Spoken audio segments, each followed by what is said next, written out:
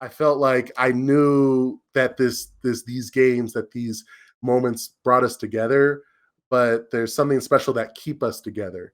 And as we all got older, as I've had those experiences where it's like, oh, this kid, I remember them when they were like 10 years old and walking around in like the video game days, and now I'm playing them in Guilty Gear Strive in 2022. Like those little moments and things, I think are going to be special and going to mean things to everyone.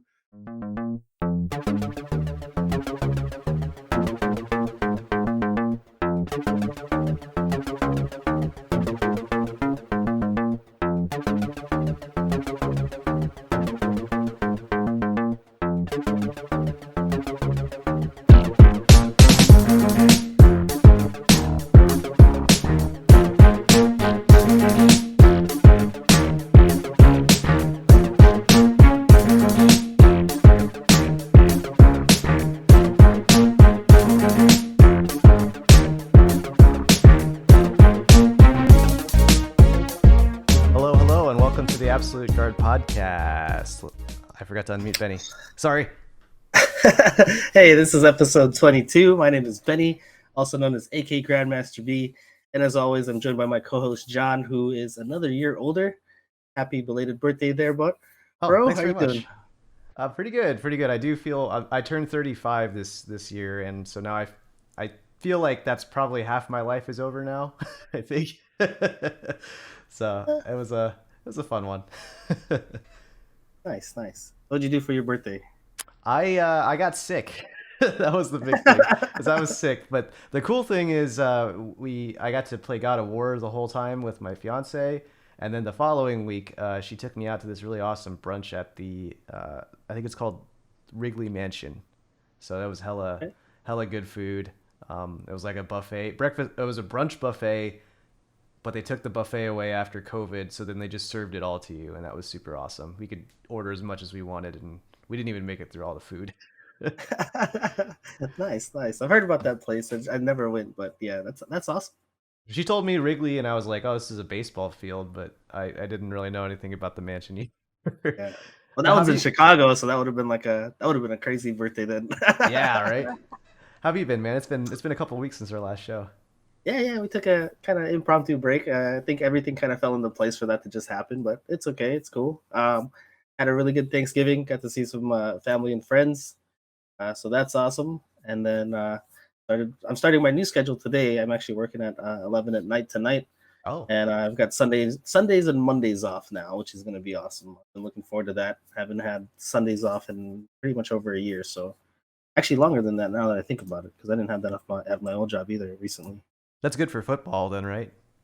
Football, and family stuff. Football is kind of like here and there. The Rams have kind of like just decided to have the worst Super Bowl hangover ever, and but that's okay. Hey, you win the championship. I mean, that's all good, right? Yep, So fair enough, fair it's enough. all good. I'll still tune in here and there, but yeah. So, who are we having on the show today? So today we are having on Tubazo. I was joking around earlier, calling it the Tubazo Show, featuring John and Betty. Because for those of you that don't know, Tubazo is a, how would I say, kind of loud and proud guy. You can't miss him. Like if he's in the venue, he's talking, he's having it up with people and like just having a good time.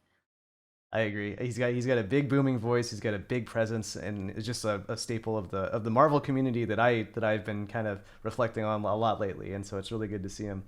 Welcome, Tubazo. How's it going? Going good, going good. Thanks very much for having me. And thankfully, we're social distancing, so I don't get to have my all-encompassing aura take over everything. But you're also within my domain where I can put on my smooth. Hello, everyone. Welcome to the Absolute Guard broadcast. Nice. And you've That actually kind of done thing. some voiceover work before Yeah. too, right? Yep. This is technically my little studio. The only difference between what we're doing now and what I would do for some of the narration stuff is I'd put like a little blanket over my monitor and my head and the microphone so that it kind of simulates this little enclosed space so that I don't just take over like a little closet or a little nook little thing because acoustics can be very important. But yeah, we're happy to be a part of this year. Hope you all had a good holiday last week, and with the holidays still moving on, moving forward with December just around the corner. It feels like everything's been going real fast, huh? Yeah, yeah, it really has. I like, I was all up on being like, it's too early for Christmas music. It's too early for Christmas music, but it seems right on time right now for the Christmas music to start. I think. Are you guys like a December Christmas music person, or a or like a day after Thanksgiving Christmas music is a go? Day after Thanksgiving is for me. Like anytime beforehand, I can see the decorations, I can tolerate that, but the music part needs to wait until after Thanksgiving for me. What about you, Benny? Yeah, pretty much. Yeah, I'm kind of the same way. After Thanksgiving, like my mom was real stickler for like changing decorations like at certain times. So it's just like we'd have Easter stuff, and then it would just like transition to what would be the next, like I don't know, July 4th, and then it's just like Halloween when it was fall time.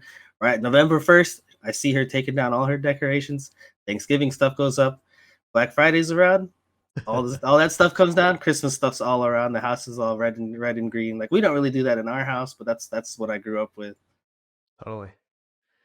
Well, very cool. So, Tubazo, this is the first time we've ever had you on the show, and so as kind of like a customary welcome, we always want to hear about the origin of your gamer tag. So, where did Tubazo come from?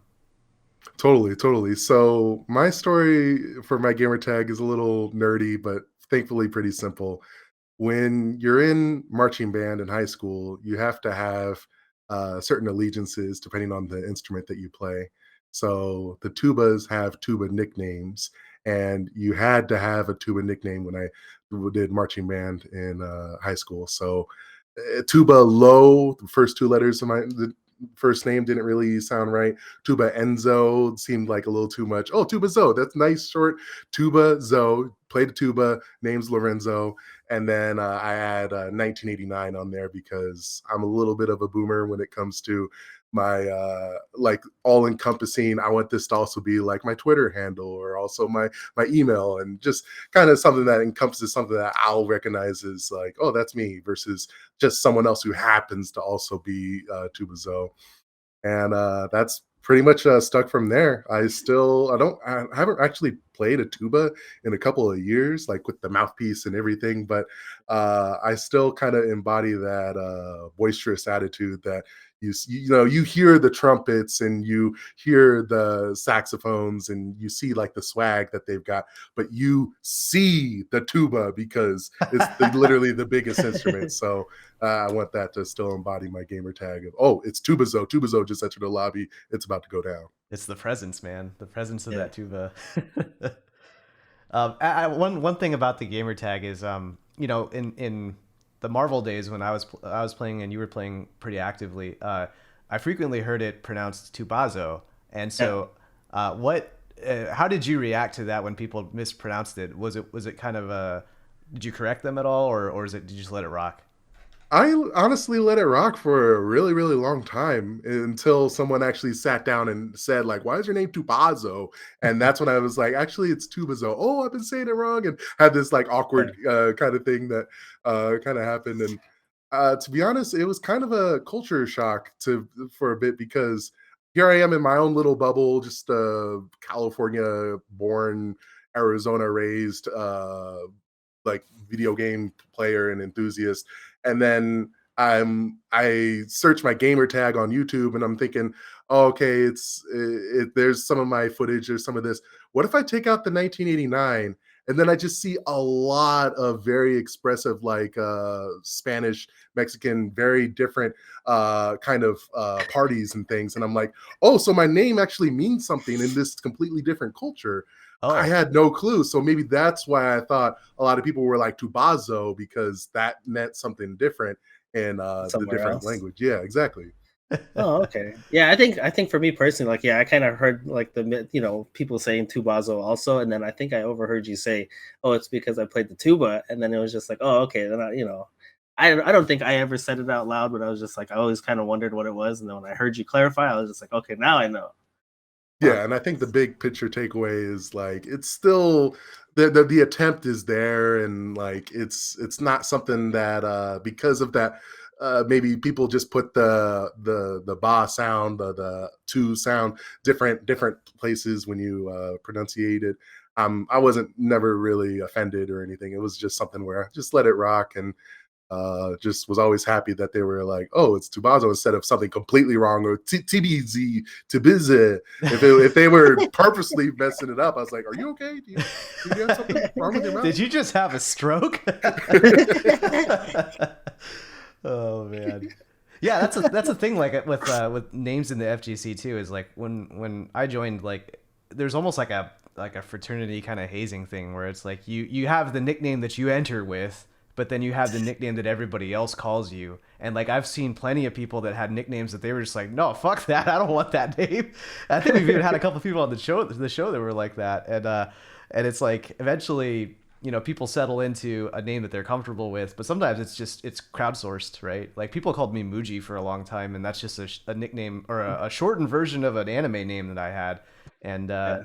that stuck, and I didn't find that offensive or anything. But people, it's like, do I stick with that in order to like facilitate that endearment, or do I like cut it off at the pass, and just be like, no, this is my identity. I'm gonna pick my own name. Yeah. Yeah, Yeah, no, dude. that's how you got. That's how I would always refer to you, like in the house here, because they'd be like, I'd be saying John, and they'd be like, "Who?" It's like Bougie. I was like, "Oh, okay." Now they know. Now the kids know who I'm talking about. Yeah, I mean it's John's a very common name, so Yeah, Yeah, very part cool. of it's like the the proximity, like you and the kids and people been around it enough, but then also the identity. I think that's where I like to like have my own sort of reflection part, is that I'm in this culture, I'm in this community where you can be who either they call you, or who you've claimed to be as you enter brackets and such. Very different from where I came from, like beforehand. Not to go off on a too much of a tangent, but like my brother is a really great guy, and he plays a lot of basketball. So yeah. like for the longest time, because the spotlight was on him and his basketball endeavors, I wasn't really considered Lorenzo back then. Even I was just Oh, considered, "Oh, you're Lawrence's brother. Hey, Lawrence's brother, how you doing, Lawrence's brother?" And you've Yeah, been around that long enough, you kind of don't care that long if someone does say, "Oh, it's Lawrence's brother."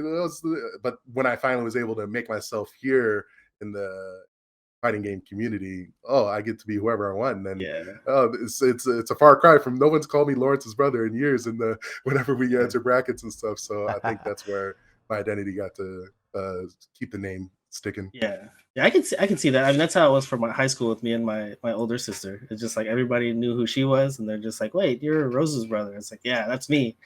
Like, did you have the same thing, John, with your? Because you have an older sister, right? I have a younger sister, so Oh, she actually younger was the sister. one who got that treatment, and she would always Oh, complain to me about it and being like, "Yo, you're John Toy's sister." Like, or I'm like, "Yep, that's what you are," and she didn't care for that very much at all. Oh man, oh, but okay. it's funny, Tubazo, you call that a tangent, but that's actually kind of where we wanted to go as far as like your origins for fighting game history, and like where you started, and possibly how your brother influenced how you played, or how you got into the fighting games, rather. Yeah, actually, like ever since my thumbs could move, I played any kind of video games, and I loved them. And started out platforming and puzzle games, because those are the games, you could take turns with your other sibling, and you wouldn't really have those fighting moments of, "Oh, it's my turn, oh, it's my turn," and let alone the actual combat games that, "Oh, you beat me, now I beat you up in real life," kind of thing. We never really had Yeah, that in the Super Nintendo and early PlayStation 1 days. It wasn't really until the late PlayStation 1, early PS2 days, where my brother's taste in video games kind of went one way, I went the other way, and I started appreciating fighting games as like a single player experience. Some of the Oh, games that I remember youngest playing were Darkstalkers 3 on the PlayStation 1, okay. also known Vampire Savior, um, Virtua Fighter 4 for the PlayStation 2, and World Heroes, a very, very old SNK style game. We had the Super Nintendo port, along with some of the other standards like Alpha 2 for the Super Nintendo, the one that infamously had the very funny pause moment when it was like, "Round one, fight!" And and then it froze, and then the gameplay happened, and I just thought that's how fighting games were for the longest time. I thought they were a little quirky, a little weird, but my brother wouldn't really play with me, and I didn't take that as a slight against him. I just slowly understood different tastes, different growing up, and the longer that I started playing those single player fighting games, the more I realized that each of these characters have a little bit different things, and the only thing I was missing was that human to human interaction. And Yeah. unfortunately, that's also where the online aspects of games never really came into play. But thankfully, online play as a whole was something that my parents were very open to while also still being aware of. So some of my first online experiences playing against other human beings were SOCOM, the military shooter Okay. on the PlayStation 2 with the little adapter to get your PS2 online. Wow. And that's when it really started like coming into play that like, wow, you're talking to other people, they're not in the same room.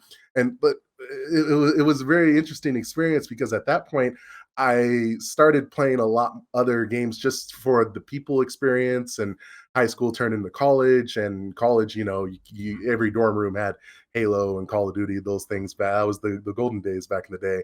Sure. But then it wasn't really until Street Fighter 4 where my itch of playing fighting games really came to its own. I was always familiar as more of a bystander for like the Street Fighter 2 arcade game or Marvel 2, but I had no clue how to do any of the complicated things. I had no clue there was a community and all that stuff. And kind of ramble end a little bit of my rambling here. I feel like it really was Street Fighter 4 that made me feel like this is something that I can jump into, especially with my experience of other shooting games and stuff at that time.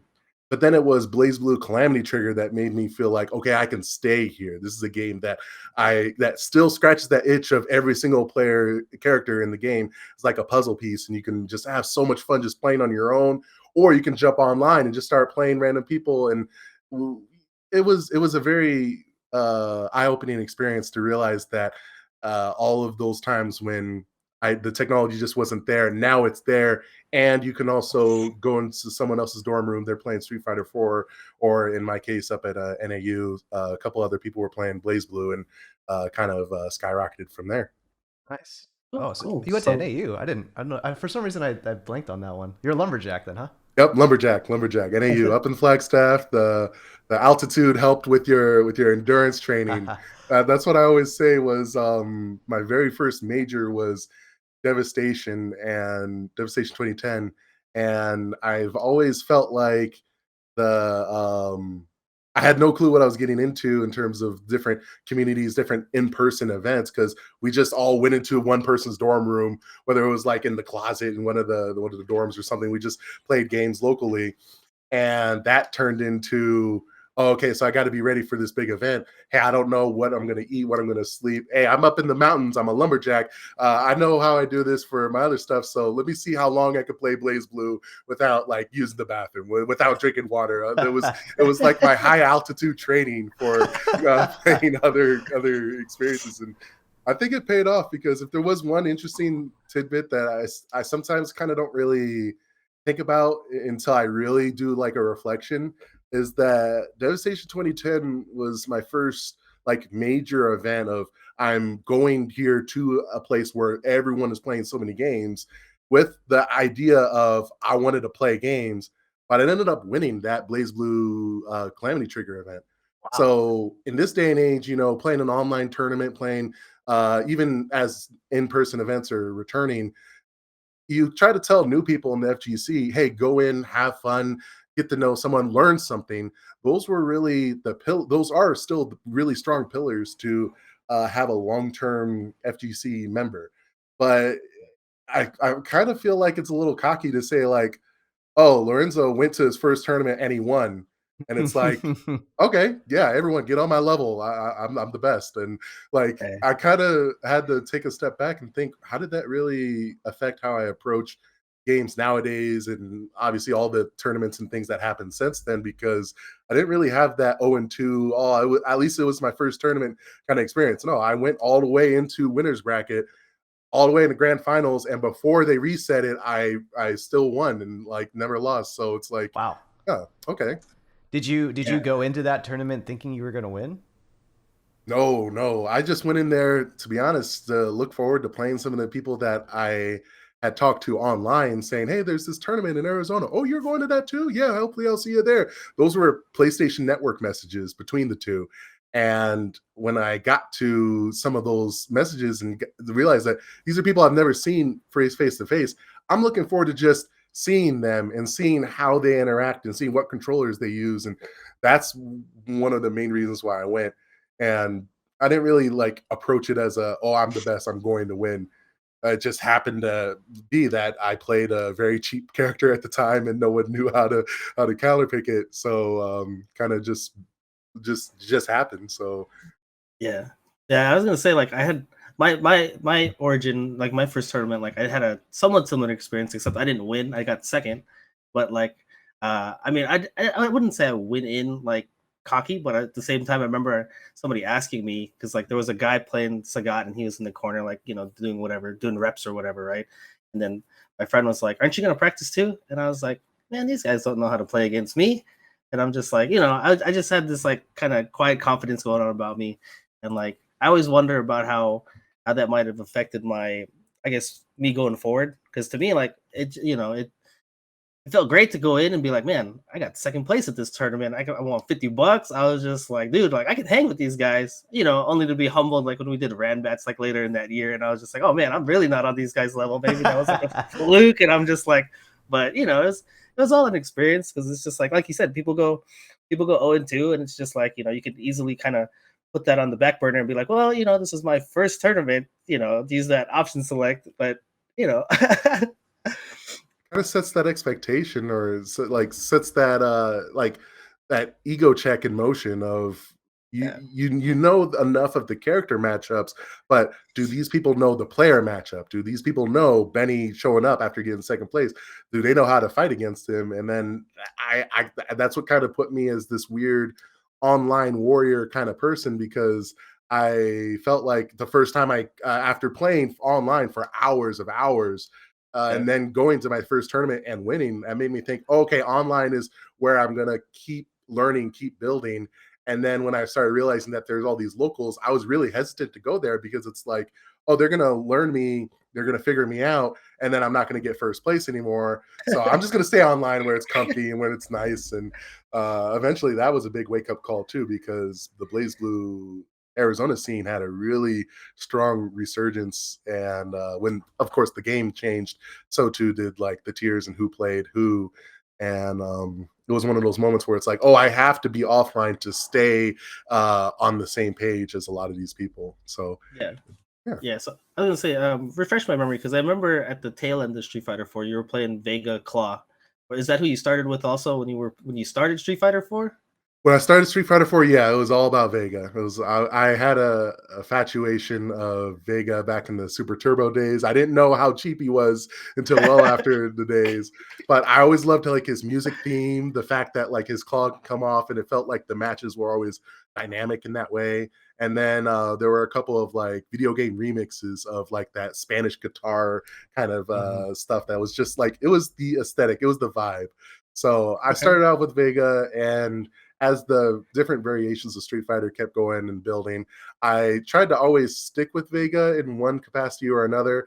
But then I realized that competitive wise, oh wow, Vega is a dark horse. Like there's some people who just always completely own with them. I think it was Pi Zeus on the Mhm. East Coast, Next Level Battle Circuit, who whenever I saw him play, I was like, ooh, this Vega knows what's up. But then like I would see, just the normal top tier Cammy, Kuma Cammy, and like I think, okay, I got to kind of diversify my stuff. So if you were to play me in Street Fighter right now, I would probably pick Ryu, because I'm still trying to rebuild my basics. Of Vega was that kind of rush in and charge every now and then, but how do I handle reaction DPs? How do I handle that like ground space footsies kind of thing where you don't have to jump to always declare space?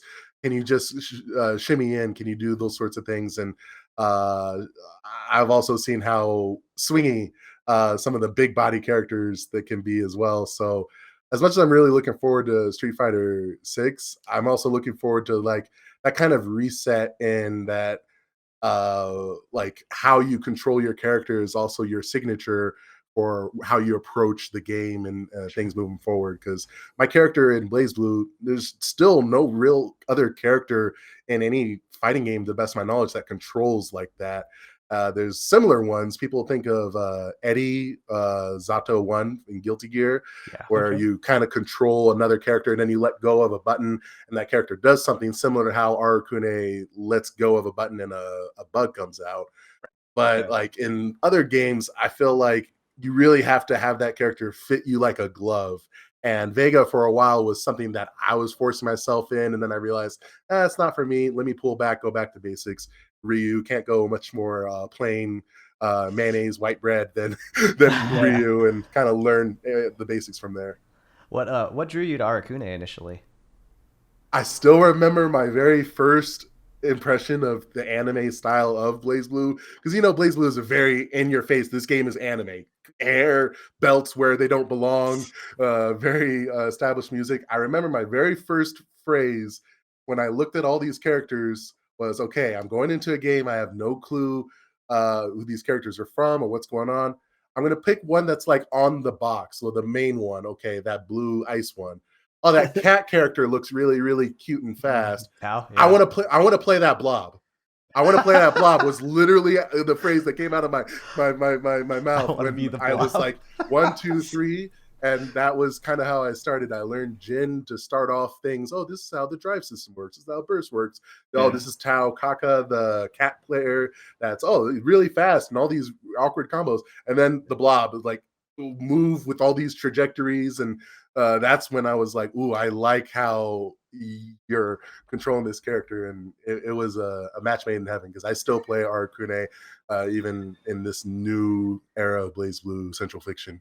Nice, nice. Like the what I was talking about in the first tournament I went to, right? That guy that was playing Sagat, he was notorious for always picking the top tier characters. And I remember when Blaze Blue came out, like that ended up being his next game, and he picked. I remember him picking Arakune because I had barely like I didn't play that game a lot. I'd probably say 2 months, and I mixed between I think it was Taokaka and was it Rachel, the girl with the umbrella, and Yep. Yeah. then Lychee. Like I was trying to figure out like who I wanted to play, and then I remember like playing Arakune in tournament, his Arakune in tournament, and I just remember just being locked down and like I couldn't do anything, and I was just like, "What is this game?" I was like, "I don't think this is for me." Like, right, this is not Street Fighter. Like, I can't do anything, and I got so frustrated that I ended up just like, I ended up just being a spectator to the game. Like, it just wasn't for me. I think Yep. like the concept of lockdown, like in Street Fighter 4 era, we didn't really have anything until Rose and Super. But then like and for me, like I learned lockdown from Marvel. But it seems like you were like you that was like the first fundamental thing that you learned with Blaze Blue, right? Was the character that is like the king of locking people down. Yeah. Yep. It was very a unique approach to fighting games as a whole, because you have this character where at the very start of any match, you're arguably one of the worst characters in the game. You have to build to be Hmm. that menace, to be that. And then at that point, it's like all those moments in other fighting games where you think it's a galaxy brain, huge brain kind of play of walk up DP or empty jump low. And at a certain point, it's a really calculated dance of rock, paper, scissors of I'm just going to throw this out and then wait to see how you counterplay with that. But with Arakune, you got to get away with being more brash and more in your face, and always having a backup plan for the backup plan for the backup plan, because once you hit that curse special mechanic, then everything just fell into place and you got to control a character unlike anything else. And Yeah. as Gabe said in the chat, the cheapest character, because as Benny was saying, there's still people nowadays who are like, there are characters who are really cheap. Then there are those like, I'm going to commit war crime characters, and that's our Kune, where it's like, oh, you get to play, you got cursed. It's my turn now. I'm super cheap. It's funny because I remember in '09, one of the most popular memes for Street Fighter 4 was the flowchart Ken meme, right? And Yeah. nowadays, I think we would call it layered set play or something, right? But in reality, it's a flow chart, and that like there's nothing inherently wrong with that. Like I've learned from playing card games over the years too. It's like no, people have a flow chart and they want to do the flow chart before they kill you or before you kill them. So Yep. like this is their game Yeah. plan, and them sticking to the game plan is not a bad thing. But I remember like there was huge backlash for early on in 2009, 2010 when in all games of like if you play on a flow chart, you're scrubby.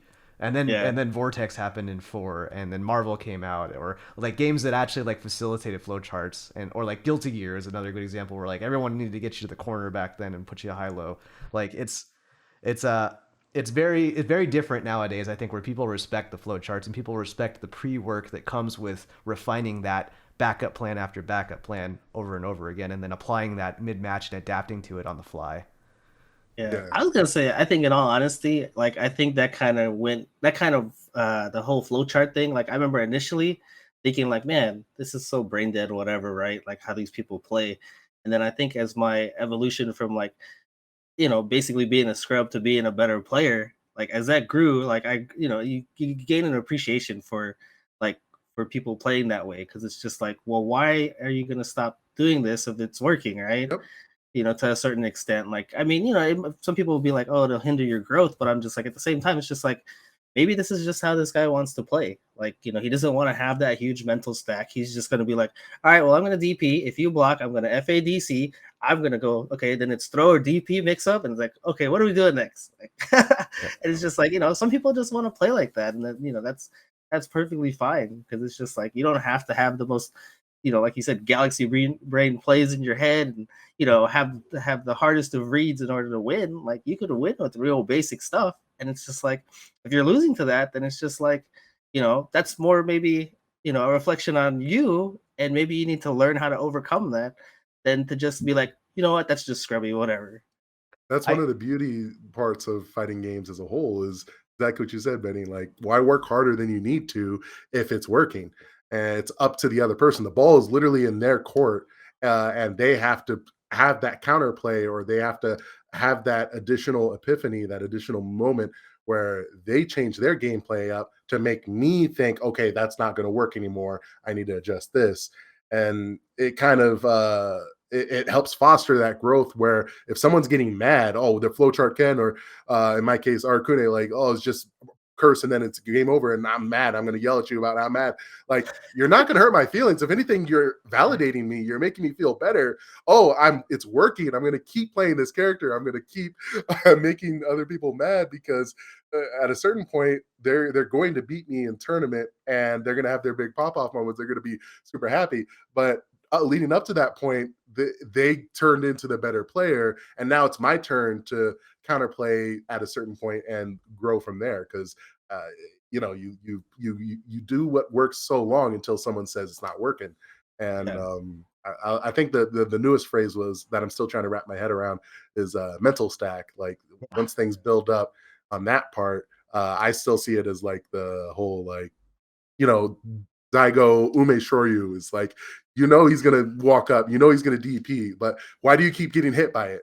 It's is the next big thing, and it's always one of those like epiphany moments in fighting games, not just Blaze Blue, but you take that to a lot of other games nowadays. I kind of took that a little bit in my Marvel play too because I approached it in a way where I had very specific game plans, the specific backup plans of what I would want, how I want my team to be structured. And so many other players would say, "Oh, you should use this assist. You should use this team composition. Use this kind of thing." And I took that and I misheard that as, "Oh, I'm getting frustrated fighting you now, okay, so that must keep working, and if not, then like stay away from the stuff that they're suggesting because they already know how to fight this. They already know this." That actually kind of plateaued my growth in Marvel to a certain point because I felt like at a certain point I knew what I wanted to do and how I wanted to do it while still seeing so many other higher level plays and characters and compositions do better with the same amount of time that I was putting into my little team. I was seeing Oh, where my team was in Marvel 3 was holding me back.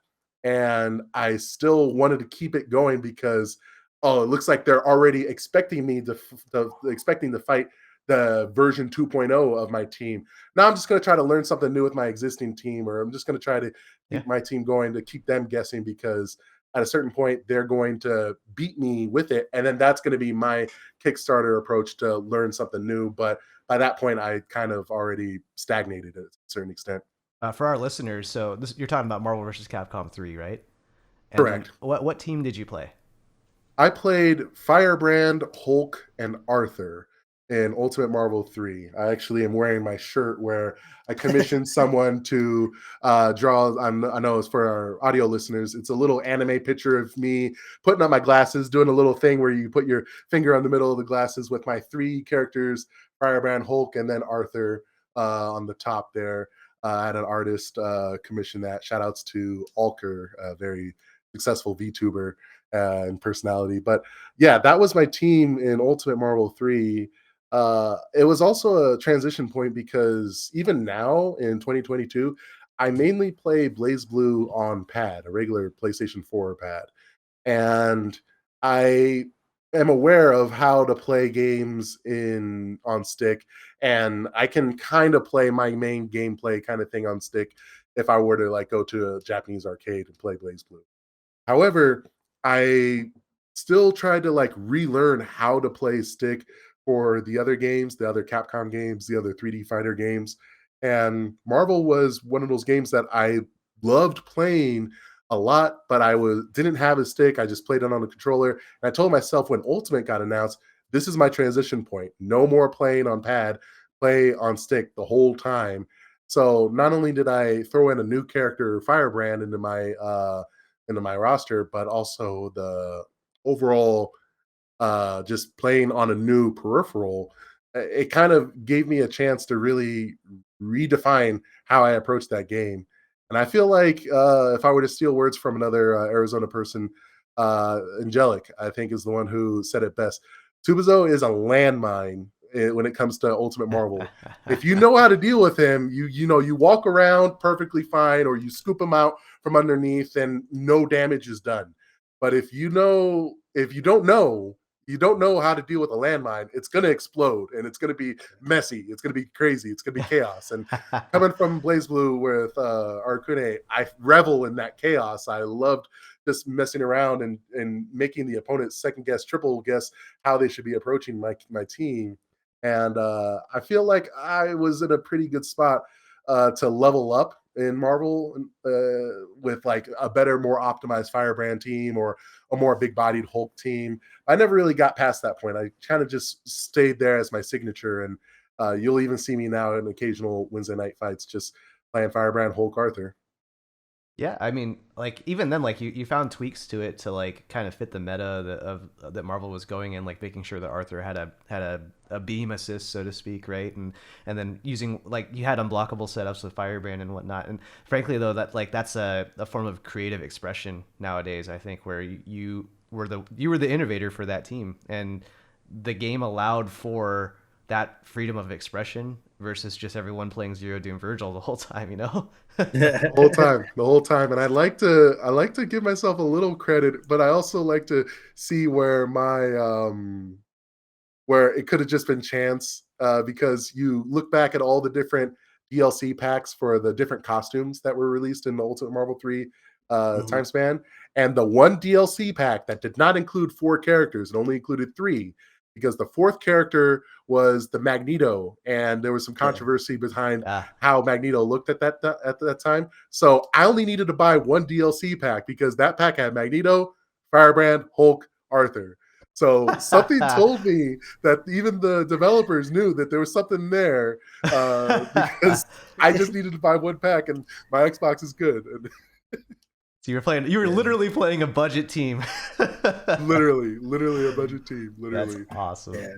Yeah, that's the one thing. Like, yeah, when I think of Marvel and and your gameplay, like I always thought that was awesome that you kind of stuck with that team, and like because I played Hulk and like I ended up playing Mike Ross's team of all things, right? Everybody was like, oh, you play Honda and then you play Hulk, Sentinel, and Storm, and I was just like, that just happened by chance, right? Like I just like those characters and what how they the what would you call it? The what's the Synergized. word? Yeah, the synergy that those characters had, and like I always thought it was awesome that you kind of incorporated everything. Like you had the whole kind of like footsies with the stand H and the stupid stuff that he had, and then it's just like you had like John said, you had the unblockables with Firebrand, but then you also had that level 3 madness with the armor for Arthur as your trump card at the end. If nothing else was going right, it was just like, hey, I'm going to do this, and because you'd see other teams, like you see other people play Arthur, you see other people play Firebrand, and like Apology Man, those kind of things, and you kind of just had your own team, and I thought that was always pretty cool. Yeah, it was something that gives me a lot of pride looking back at the lifespan of the game and such. Is that there is one Tubazo team, and as much as it never won an Evo and it never will win an Evo, I've accepted that. It's one of those teams that I like to say I've had a couple of good run-ins on tournament and just overall long enjoyments of, hey, what about this? What about that? And it's definitely something I look back to fondly. I Yeah, I think mean, the other thing is just like there's always that, like people like John was saying, like there's always those kind of like those shells that people will gravitate to. It's just like, well, instead of this character, you should use this. This character is a better version of this, and it's just like it's so easy for people to just be like, all right, you know what? I guess I'll play Doom too, and it's just like but I'm the type of person like I'm just like nah, I'm gonna run what I want to do and whatever. Like I'm not gonna conform to that just because it's better. Like I want to play what I want. Yeah. I as somebody who played competitively with competitive Marvel with you at the time, I remember like the way we were gradually figuring out the game because everybody played it like Marvel 2 at first, which is like we don't know our combos yet, so we just go into reset high lows constantly. And after a while though, we started being like, okay, this isn't the game's too volatile because of X Factor to do this. And so we instead started focusing on one touch kills. And then Vanilla Marvel like allowed for that with the DHC glitch and X Factor being extra busted back then. And then Ultimate comes out and they balance it sort of. But we still ultimately have a bunch of characters that can just one hit kill constantly, and the whole game evolves around that with Wolverine with drill claw loops, Zero with lightning loops, etc. And but I remember that there was this huge fork between people that were willing to play that way and people who wanted to try to continue trailblazing and reverting to the Marvel 2 style, and they were innovating on resets very often. Hmm. And I think that you ended up being pretty much the last bastion of that style of play where like the resets and the mix-ups afterwards, because you just had to acknowledge the limitations of the team as far as being able to do the damage, right? Yeah. So I just like I wanted to call that out specifically, and that you had the mix. When the rest of us gave up on the mix, you had faith in it and you kept it going. Kept it going. Yep, exactly. I came from that Blaze Blue background first before Marvel 3, and Yeah, that's a very Oki heavy game. I wanted to bring that into Marvel 3. There's a reason why Firebrand's heavy fireball is an OTG that no one ever uses as like a little trailing kind of thing. And yeah. yeah, it looks ghetto, but it's something that I'll still stick with until the inevitable heat death of the universe Man, because I remember that stupid mix-up. You would OTG, and then I would air reset out of it, and you'd jump up and call an assist and throw me. And if I yep, teched the assist, if I teched the throw, I'd fall back into your stupid assist, and yep, then yep. I'd get fucked some more. Oh man, that was a good one. That was a good ass reset. And then other times you would go for the firebrand unblockable too, right? Oh yeah. It was a very hard gamble, hard guess, because most of the time you can get out of it just by neutral teching. But at that stage of the game, everyone's figuring out. Everyone just loves the roll. I'm in the corner. I'm going to roll out. Yep. Firebrand unblockable. Oh, I'm in the corner. I'm going to roll back in, so I get a little bit more time to see Firebrand unblockable. And like if the Firebrand player adjusts the timing, they can make it so that those two options are completely called out. But if you neutral tech 9 times out of 10, you can still super jump away or do some sort of like DP motion or something to get out from there. Got it. But yeah, you're right. I spent the whole life cycle of the game where everyone else was, if I touch you once, I'm going to kill your point character, and I came in with, if I touch you once, I can put you in a situation where maybe I can sort of kill your on the next hit. And I still remember a conversation with AJ Skills That Kills, a very talented fighting game player and Evo champion for Power Rangers. Battle for the Battle for Grid. the Grid. Yeah, he looked at my team and he looked at me playing, and he as a Firebrand player was like, Tubazo, you're suboptimal. Something's wrong. You need to do something different, and I'm gonna figure it out because I'm mad that you have to hit more than once to kill characters. And then Yep. he found this really neat raw tag setup with Firebrand and Hulk that works with about 75% of the cast. So much so that I put like a little list on my phone that when I go to tournaments, who am I playing against? Oh, does it work on these characters? Okay, I got you. If I touch you once, then I got you finally because of AJ.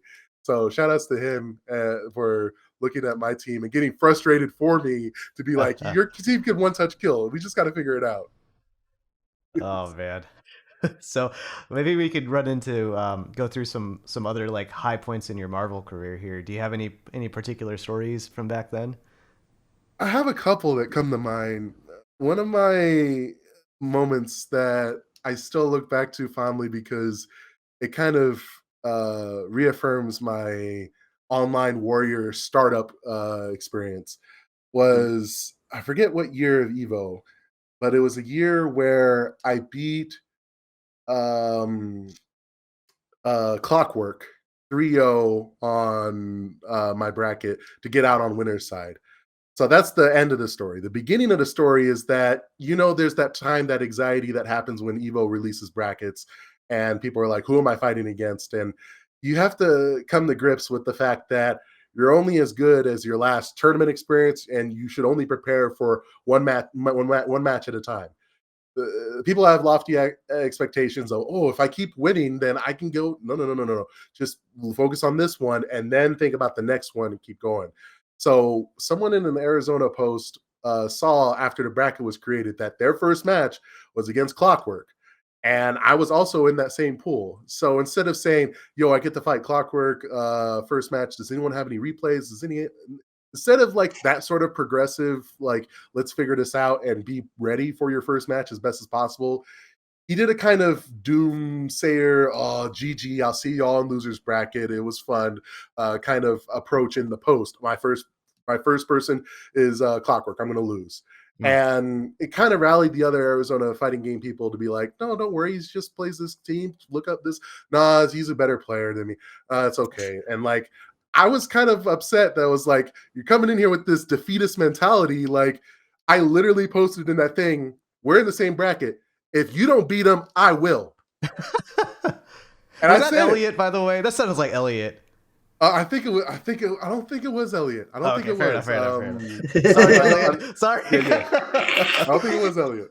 But I do remember it was someone who posted in one of our forums, and if I could dig it up in the Wayback Machine or something, I would love to screenshot that now because fast forward to actual Evo, I'm on opposite sides of this bracket with Clockwork. We end up fighting winner's side on our thing, and I end up beating him, and my adrenaline's pumping, and the other Arizona people are cheering me on, giving me shoulder taps, and finally after it calms down, I stand up. Okay, your next match is gonna be at this time. Show up here. I calm down, and then there's the guy, and he literally looked at me with like the straight to DVD Disney music in the background, like, you beat him just like you said you would. And when he said that, I was like, yo, this is my origin story. This is this is my straight to DVD moment. But that was a good moment because I knew Clockwork was a very phenomenal kind of person, and it was someone that kind of validated me at that time because it's Marvel. It's not my main game, Blaze Blue, but it was something that I put a lot of time and passion into. So Yeah. seeing my team become that landmine where he was like, how do I beat this? If I beat Firebrand, I still get hit by Hulk. If I beat Hulk, Arthur comes back in a level 3 comeback. I know how to deal with Virgil. I don't know this Arthur character. Having that happen at that time, it was a very eye-opening experience. If there was one other moment that I'd like to say is like my highlight moment, I Mhm. would say it's the infamous PR Balrog incident, also at Evo, where I was asked to play on stream, and I went on stream, and I was beating him 2-0.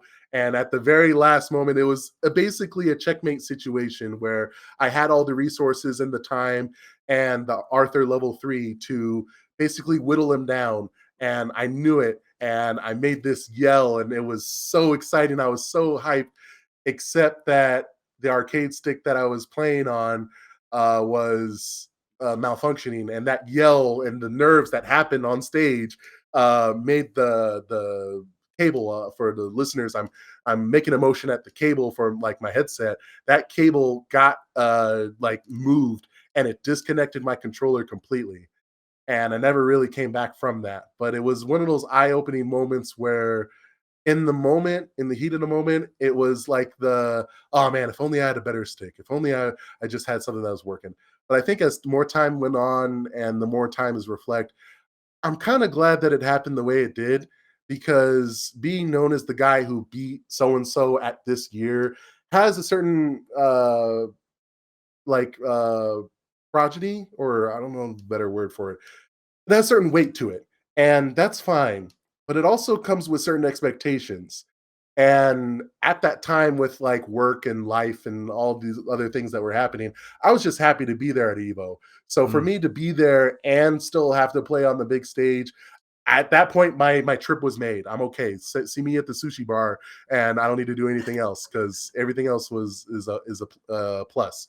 But for me to get that close and be that person who could have beaten them if he had better equipment, that leaves that ambiguity out there that like, hey, moving forward, this Tubazo guy might be someone you want to pay attention to, because before that match, we just wanted a nobody to fight the big person who got second place the year before. Hassan Yeah. actually won that year, Mm-hmm. the vanilla marble. So, PR Barrock's fighting this nobody from Arizona. Yeah, let's put him on stream. Yo, PR Barrock almost lost to this nobody on stream.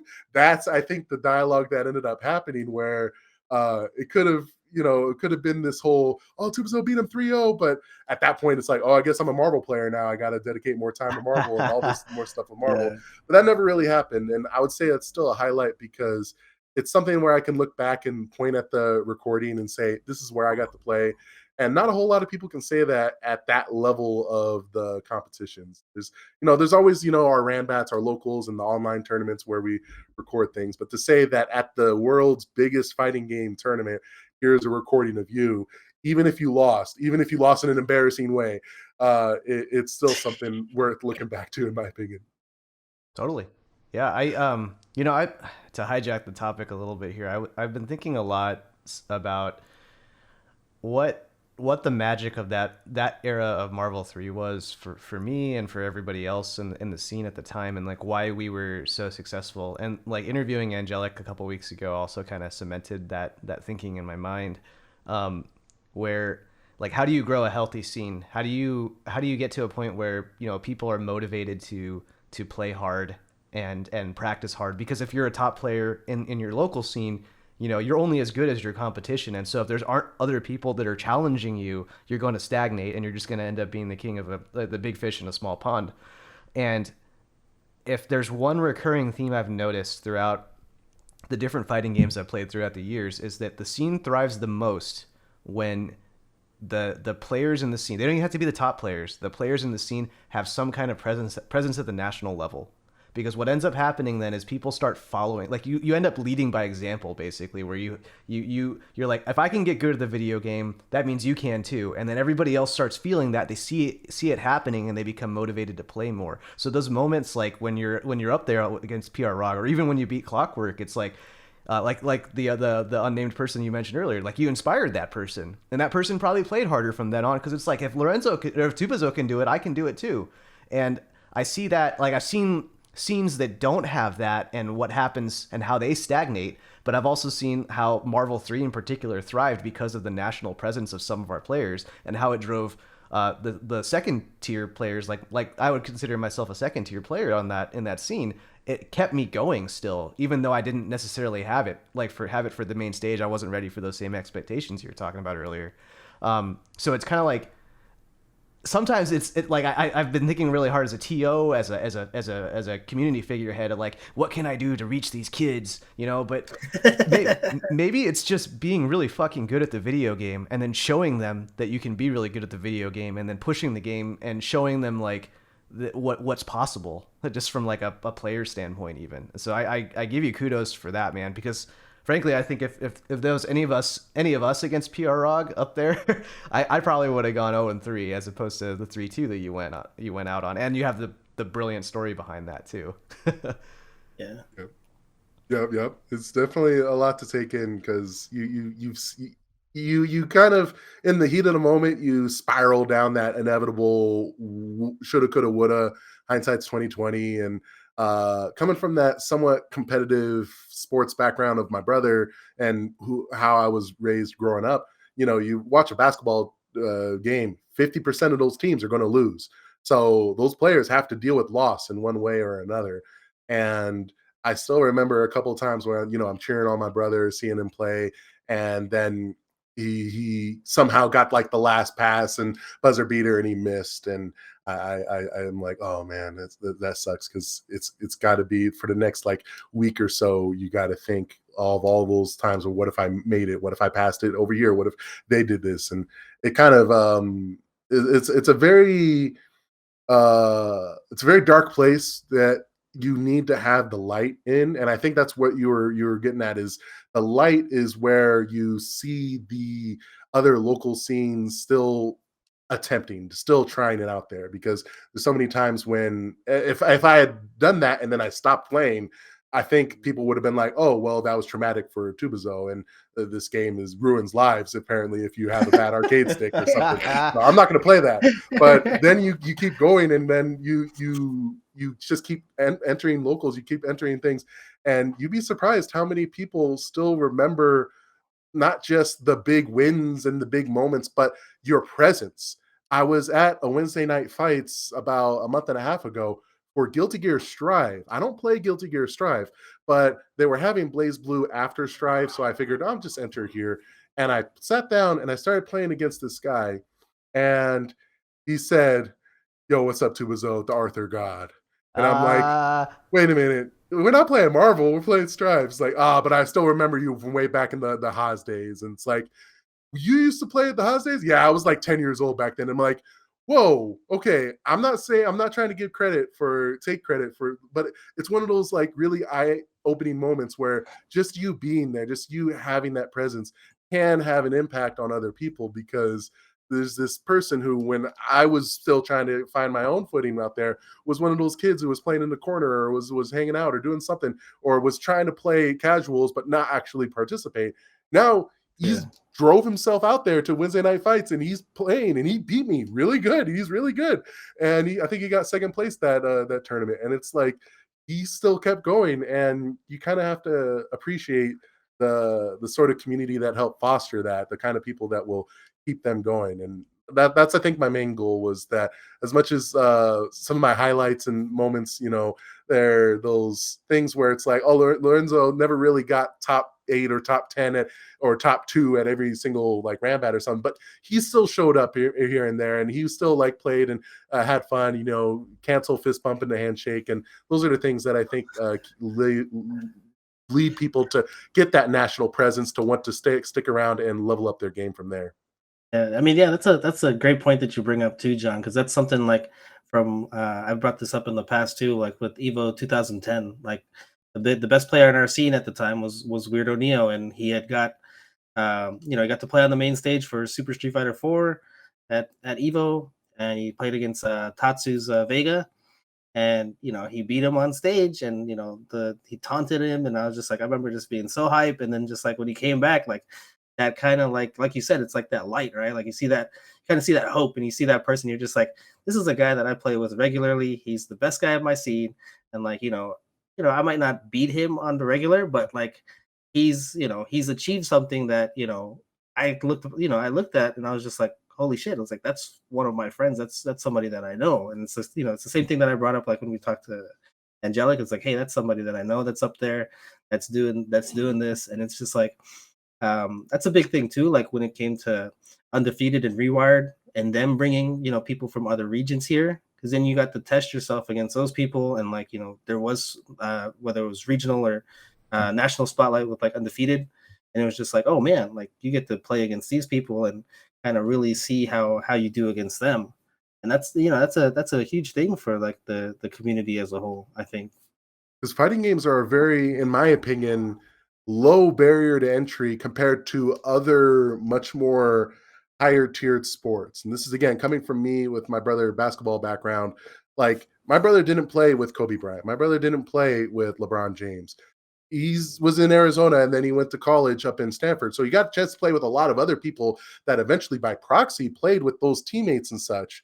But the only difference between going to Evo and playing against PR Rawrog or going to undefeated and having I'm gonna blank the Cammy player in Street Fighter 4, but then he also played like Trish and Marvel Team. Oh, Um, K-Brad. K-Brad. K-Brad. When K-Brad came over here, and it's like, oh, I could just play K-Brad right now. Hey, K-Brad, you want to play? Like, yeah, sure. Plug in the controller. That's it. There's never a moment in our normal day to day where we would just see Yeah. like a Shaquille O'Neal, like, hey, do you want to play a game of horse or something? Like that just doesn't happen. Yeah.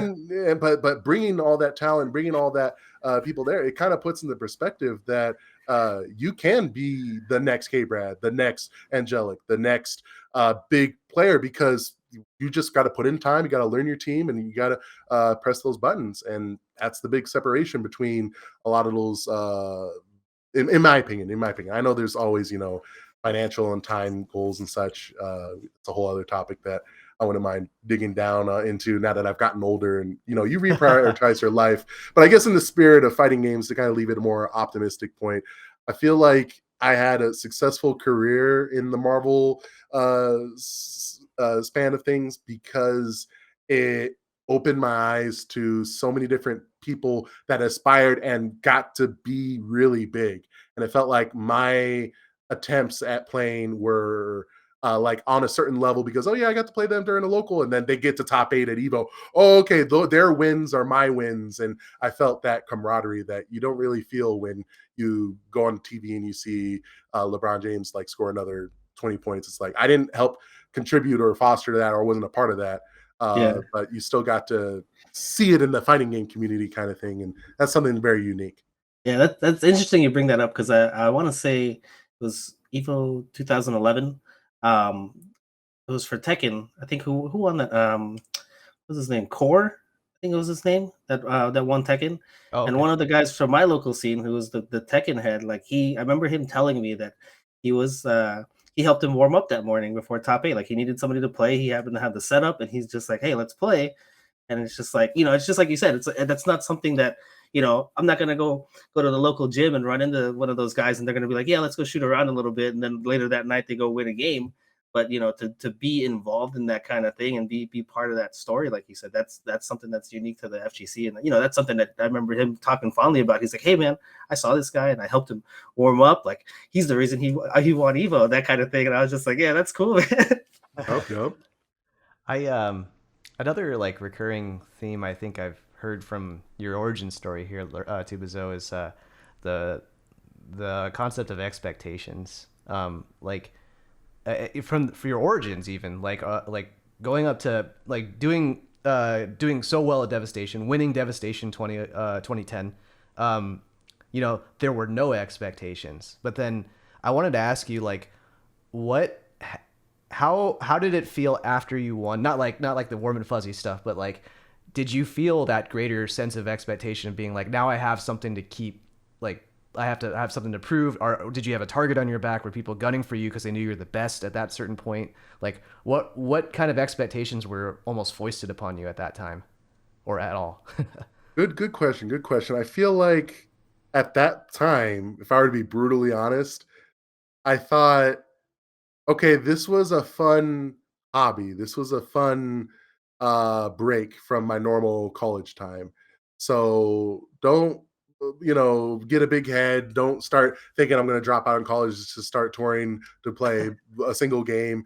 It really did ground me in a certain way of here is the fruit of your labor during that time made manifest in the time that you were on stream and you got your medal and you eventually got your tournament winnings. But it wasn't a warm and fuzzy, like you said. Oh, great! I get to keep playing and see who's gonna come after me and like challenge me and stuff. it was one of those moments where it was like, cool, I won this amount of money, but it costed me this amount of money to get there, to Okay. eat food, to stay there, to get back to college. Yeah, This yeah. is not sustainable. And once I realized that, I kind of had to reprioritize and reset that the moment that I hear that, oh, hey, there's going to be another tournament or another thing, let it slide. Let it like lay low for a while. Don't go on ramen and hot dogs for a little bit. It wasn't really in a desperate sense of survival mode, just trying to live and stuff, but it really did recenter me in the sense that it was great at the time. It was that validation, but it wasn't something that thought I could do the next thing. And I saw that writing on the wall that we weren't ready to do big full-time esports at that time at that certain level. Or at Mhm. least I still needed to do a lot more to even be considered that top 0.01% of that sort of thing. Does that kind of answer the question on like where I went to Yeah. mentally in terms of, oh, I won this year. Cool. Back to school, back to just doing my part-time work and doing all that stuff. Sure, yeah, it absolutely does, and to tie it back into the PR Rog story as well. Like you mentioned that it's better to have, and in some ways, it's better and more memorable to have lost than it was to have won, right? And I feel like there is that added benefit of being like, well, because you didn't beat him, like you didn't have that expectation of being better than him all the time, right? And risk being Yeah. shown as like a one trick pony or whatever, right? And like I feel like I don't know. I personally, I've been kind of going through that journey myself lately, which is like, you know, I didn't win my first tournament like you did, but I did. I do feel like I perpetually have been underestimated throughout my fighting game career, which is on purpose. Like I thrive when I'm most underestimated because those expectations don't exist. And then recently, I found that coaching the newer gen Street Fighter players, I'm the guy that now there are no I'm not underestimated by anybody because I'm the guy who's been playing the longest. I'm the OG now, and it's like that innate lack of that innate expectation of being the best kind of eats at me at times. And so I was curious about like how you handled that or how you dealt with that pressure. And it seems like you basically just tried to stay centered as best you could Yeah. financially or just keeping the ego in check, basically, right? Yeah, there were a lot of times where the social aspect of Blaze Blue specifically kind of got challenged or kind of got question marked. But on the core level of, are you still having fun? Are you still treating this like a hobby? That didn't change. It was more financial. This is still a hobby, and that sort of groundwork stayed there. I think it was also helpful that I was in college. I was doing this at the same time that my brother graduated from his college. So I got to see the comparison of that level of expectation set on him at a much bigger and different scale. I Basketball see. was really important during his elementary, his middle school, his high school. He was in varsity all 4 years, even freshman year. Even when other parents were like, "Why is he going to freshman and my kid can't go to varsity?" Like he was a trailblazer at his time. And then Hmm. even when he was playing at like he was 14, he was always playing with the 16, 17-year olds. When he was 17, he was always playing with the 22, 23-year olds. Like he was always trying to stop being the big fish in the small pond. He was always looking for the next, to steal the quote from Tekken 7, get ready for the next battle. Like I saw that inspiration with him, and I saw my parents drive him to that, and that hit critical mass in college because now the expectation is he's got a full ride to scholarship to Stanford University. That means that he has to keep his physical up. He's got to keep his academics up. He's got to keep his other finances up and so many other things that I had no visibility on. And he was able to do that and graduate. And he still didn't get into the NBA. And that's, I think, the big kicker, the big wake up moment was that I thought that this path that he took had one end goal. It was to be in the NBA. Even if he wasn't, a starter, he would still be able to say, I put in all this work, all this time, and now I'm going to be on the secondary team, or I'm going to be like one of the backups for another person on the starter. That never happened. He got glimpses of it where he was like at the D League or something, but then he found out that there was this whole other platform of international basketball where you got to fly out to Mexico, you got to fly out to Beirut, Lebanon, you got to go to Qatar, which is obviously in the news now because of the World Cup. He got to play basketball there, and he actually won some tournaments there. I'm forgetting a couple more, like South Korea and France, and I can go on. But obviously, he's not the featured guest at the Absolute Card podcast. next time though.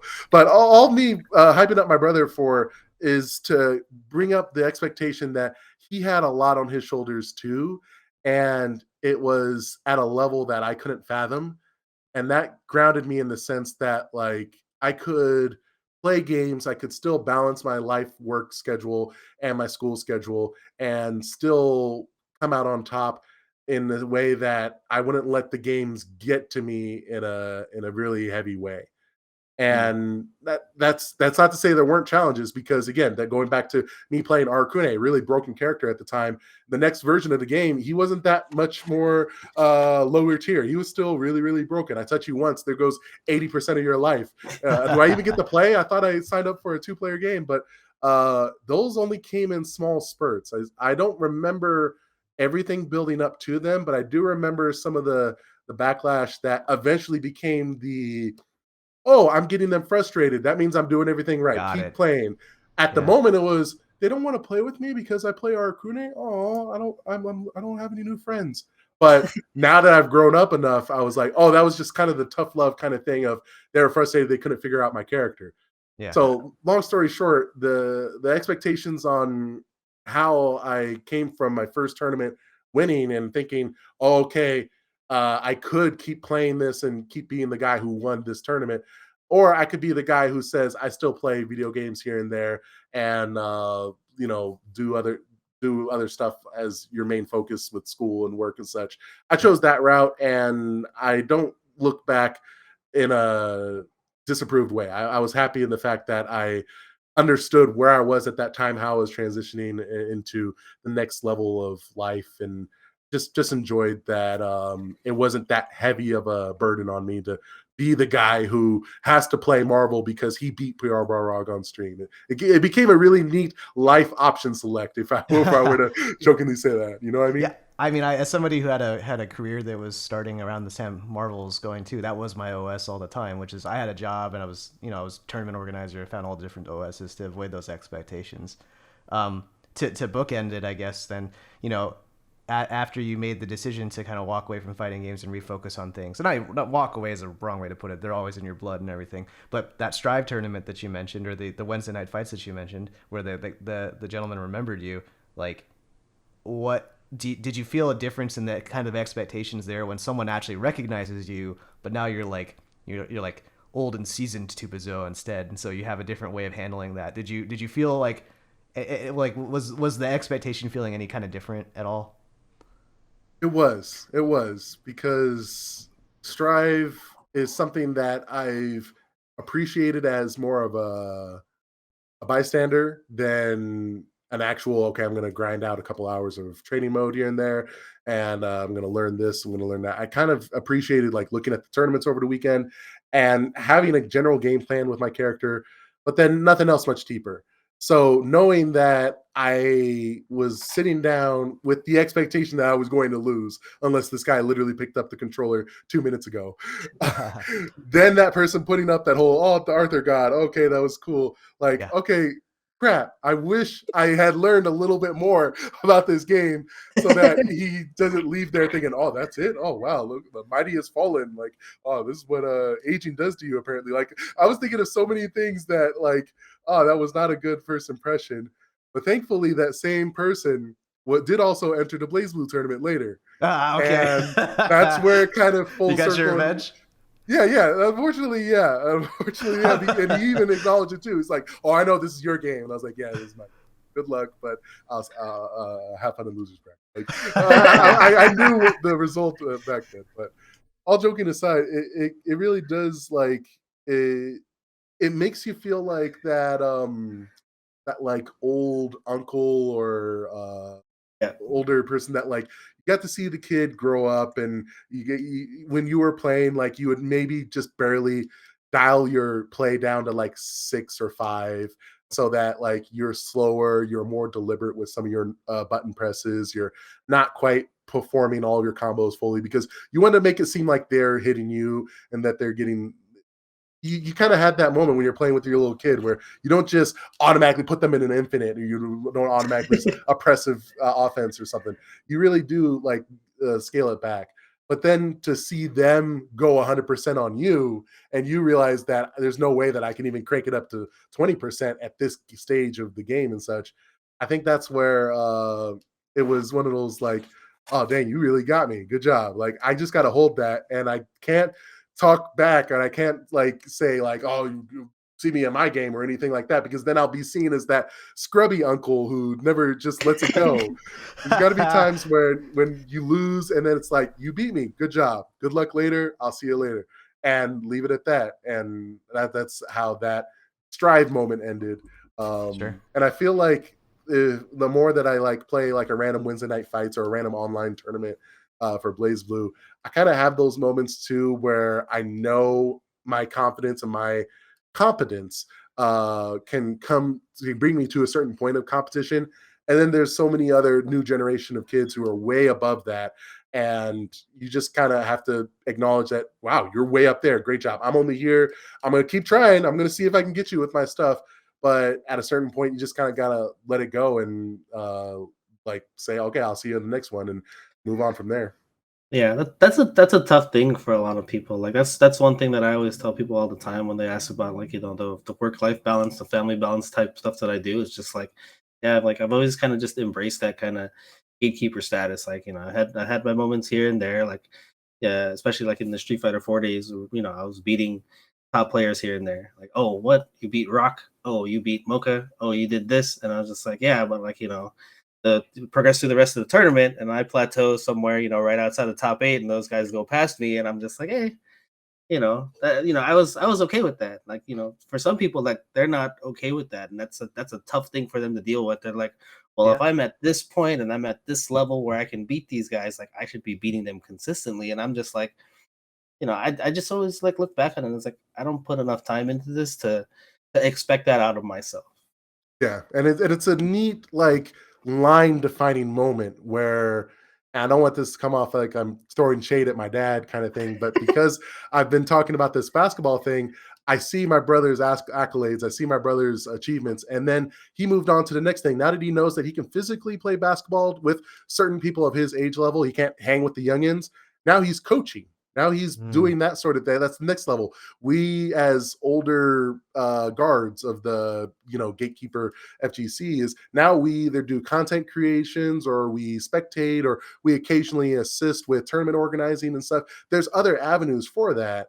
It's just that that's where that line is because then my dad often sees my brother and playing and stuff and he said, well, back in my day I used to do a triple pump sky hook extra dunk, like talking about all these things that he used to do. And I'm like, daddy, you're in a walker right now.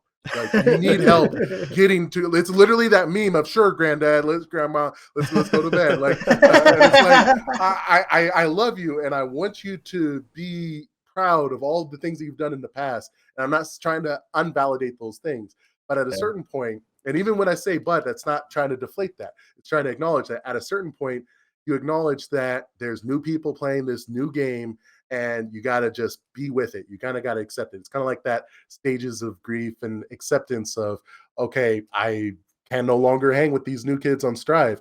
I can still play and I still like playing, but I'm balancing my life work balance when it comes to work, when it comes to other priorities, some of my narration projects and such that come up. Like I'd much rather put in time in those endeavors than to practice the touch of death combos and random setups and things. And that's okay for me. And Yeah. understanding that part is probably a pretty hard pill to swallow, but it's an important moment for that next stage because you're still going to get those Alex Valles who are just that Yeah. clip of him playing Hugo against Bonchan Yeah. always gets me hyped up because that literally is that defining moment of like it doesn't matter how old you are or what backgrounds you come from. You can still have those moments in fighting games. Yeah. It's still within your grasp Yep. of a big, huge, epic comeback, big, huge, epic moment. But he has a kid now, and he's raising that kid, and he's posting about that kid, and it's like I wish the best for that kid and that next level kind of thing, because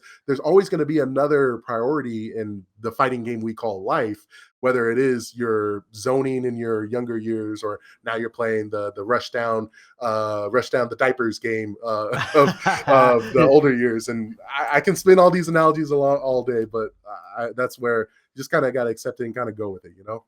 I think Yeah. the beautiful thing about fighting games is that you can, with in regards to expectations at least, like that feeling of when you meet or exceed your expectations as a competitor is unparalleled. Like it feels so good when you get that big win, like against Clockwork or against Mocha and whoever, right? And then, but on the flip side, the biggest things that you grow from are when you defy those expectations. Like Mhm. you flip the script entirely and you say, I'm gonna focus on my work life balance, or I'm going to travel the world playing basketball instead, or I'm going to be a tournament organizer, or all those other, like there's, or like you, like I don't know, it's just like I've talked to so many people on this show, and heard about their formative years and the impact that the FGC has had on them, and it seems to always boil down to like how they took some defining moments, sometimes low moments, and then turned them into really huge formative growth opportunities as a person, to grow the community, to grow other people, to inspire other people. And it's, man, it's magical.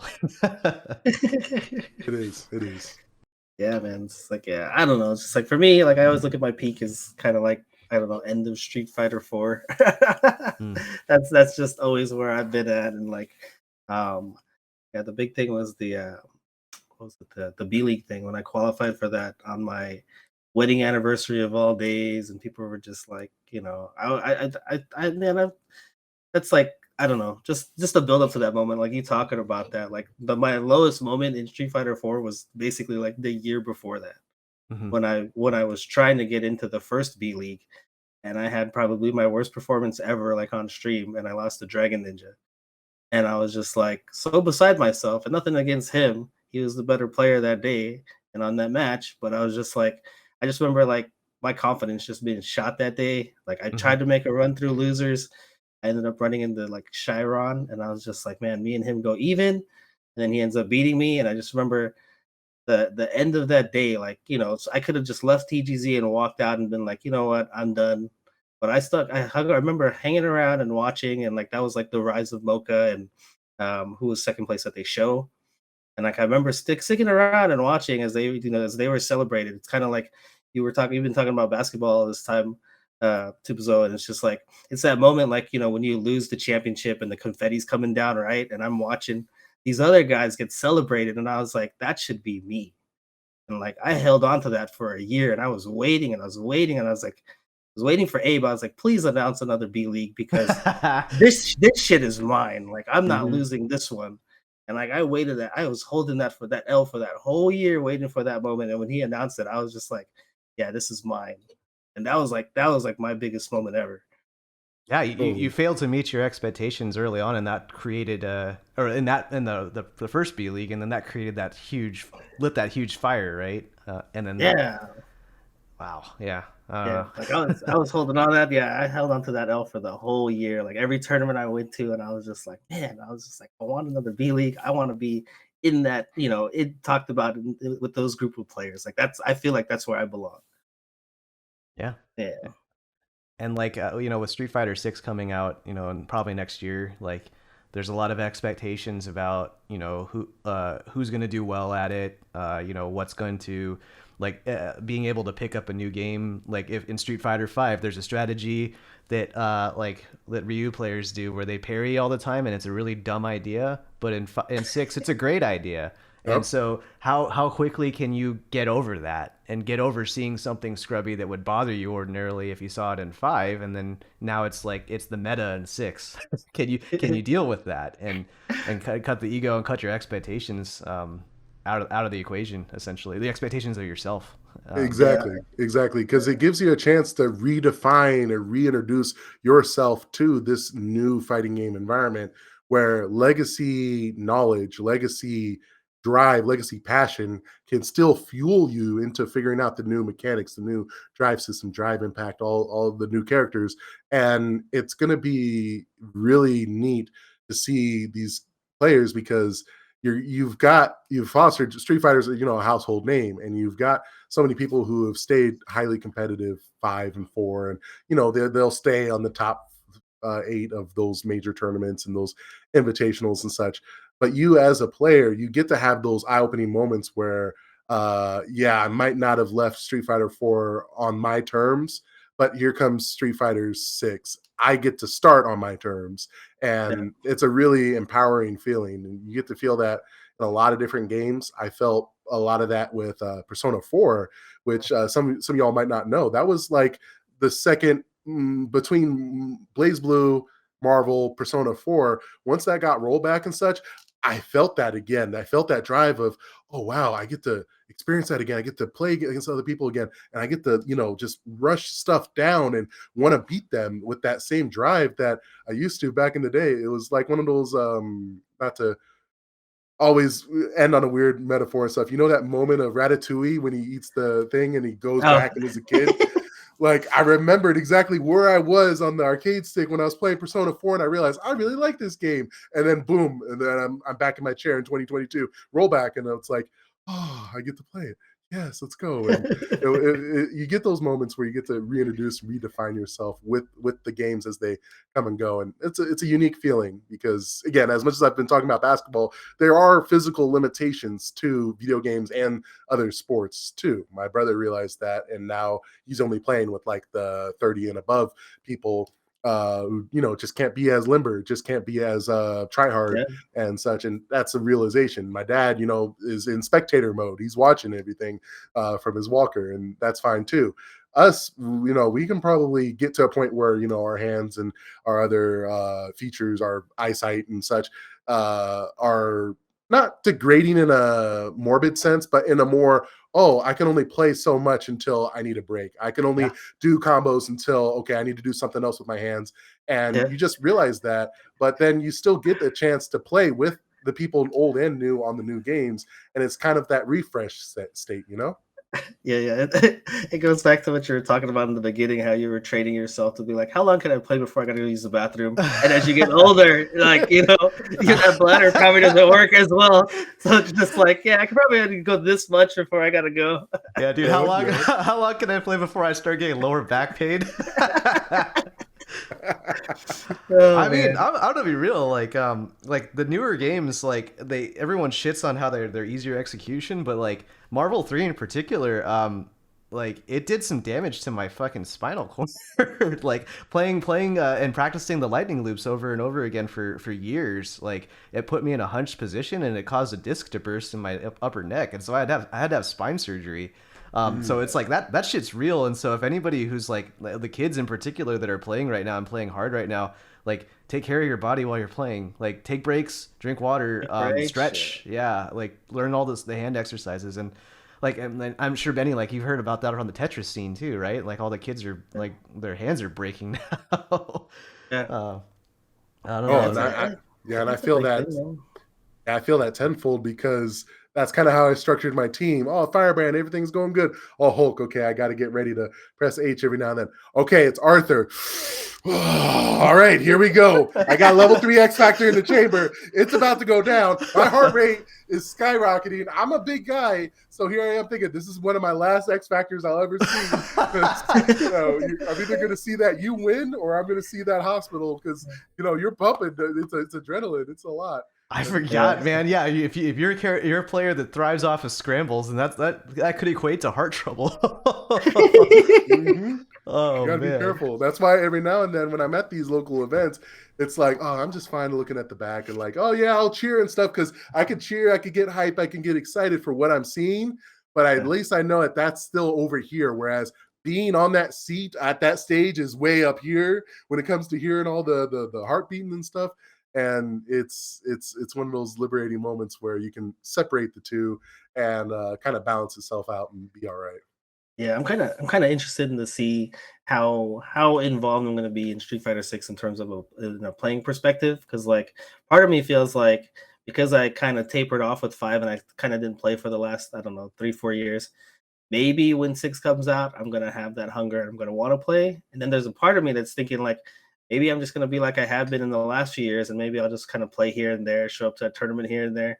And it's funny you bring up Valle because like I kind of just think about potentially having a moment like that where there's all these like younger kids playing and like these are the top guys now, right? And then it's just like, oh, Benny's here.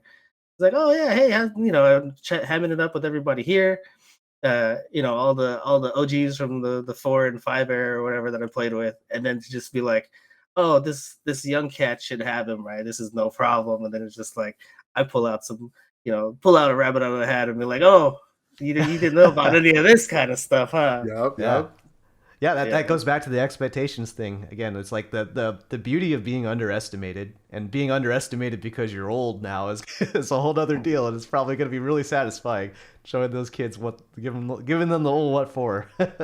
yeah, That old one too. Yep, yep. There's a reason why it's called legacy. It builds up. It helps make your decisions, and it's something that they'll eventually feel too as they get older, as they put in time and effort and things. And you're just going to realize that there's just so many different ways to dissect something as simple as take that person's life bar down before yours does. It brings it back to brass tacks, and I'm excited to see what the future has. And yeah, I'm also excited to see the in-person one as well. Like we've now had pushing 3 years of the situation that's been happening globally, and online tournaments have fostered a very specific environment Yeah. for players. And us coming from the in-person environment, another highlight, if I can ramble real quick, another highlight of my Blaze Blue days is more of on the spectator side. It was Blaze Blue, it was Mike Z and Ike Takeda playing Blaze Blue. And in Blaze Blue, there's the tech system where after a certain hit, then you press a button, you tech out of your combo, you're back to neutral. Or you can not press a button and you delay tech, and the combo blue beats. So in the Right. sense that it's not a valid combo, it's the game acknowledging that, oh, you can tech out of this combo at any given time. I saw this moment as it was happening as a spectator behind them, and I saw that, oh, he's not taking out of the combo. Oh, Mike Z's going to keep doing the same move over and over. Oh, it's an infinite. Obviously, it's not an infinite, but that in-person hype moment of me just yelling and going crazy, turning up to 11, and kind of like how people would with the yun, hey, during the Yeah. Ganajin combos, I was just going, hey.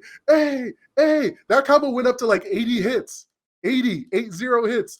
Hey, I might sound a little hoarse right now because I'm having a good time talking, but younger Zoe at that time, even the commentators were like, who is that big guy in the back yelling Yeah. like his match depends on, hey, I'm yelling, and they switch the camera over. You Yep. see Mike Z's dead face pan. You see Ike Takeda's, I'm not going to tech pan. And then you see me in the back going, like going crazy and stuff. And it's like, I knew the separation that I can't go into their ear or shake them or yell them.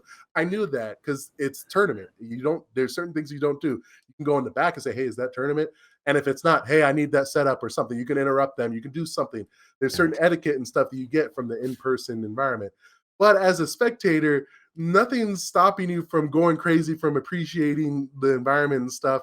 And that was one of my highlighted moments because as you know, that version of Blaze Blue didn't age very well, but that clip in particular is one where you can go back to the YouTube archives and you can see random comments of random people who say, hey, do you remember that big black dude that showed up in the back of that screen and was just yelling like crazy? And it's like, yep, that was me, because those in-person events, there's something special, and I look forward to seeing them happen again, and the new generation of people like reestablish themselves, because fighting games are something that you can technically have with the online environments, but I feel yeah. like there's something very personal to literally rubbing shoulders with someone, or side to side, or different screens of someone who's trying to approach your virtual dojo a very specific way, and you have to counter them, and it gets me into my feels in a very nice way, where I just appreciate watching.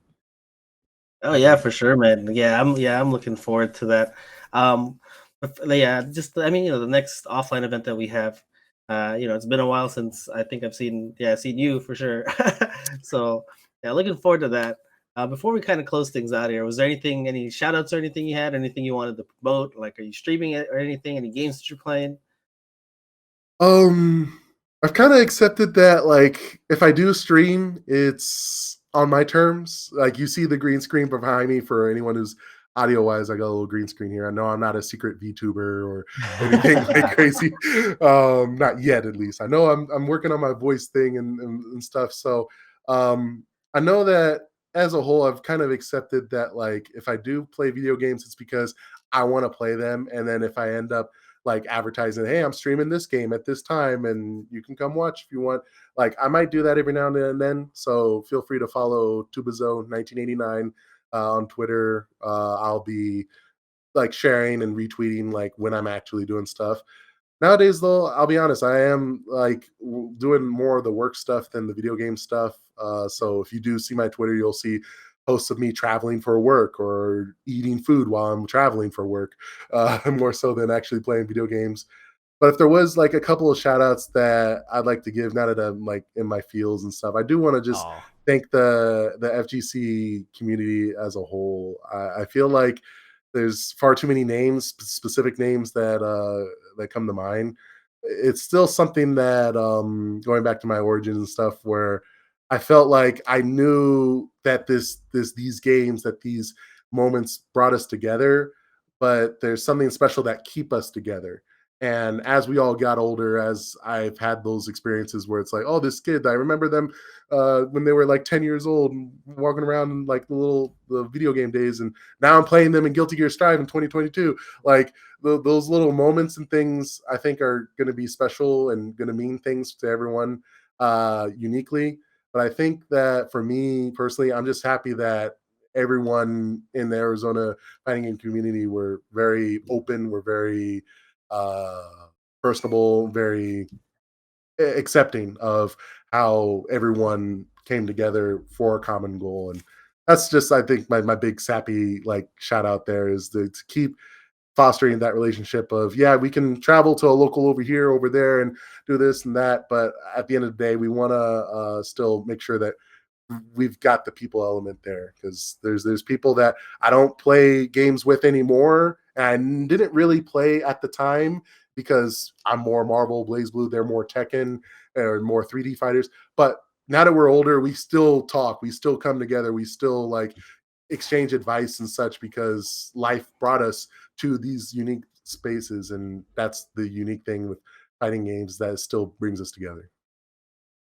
it's a beautiful way, beautiful final thought there. Thank you for coming on, Tubazo. Um, so I guess we'll call the show here.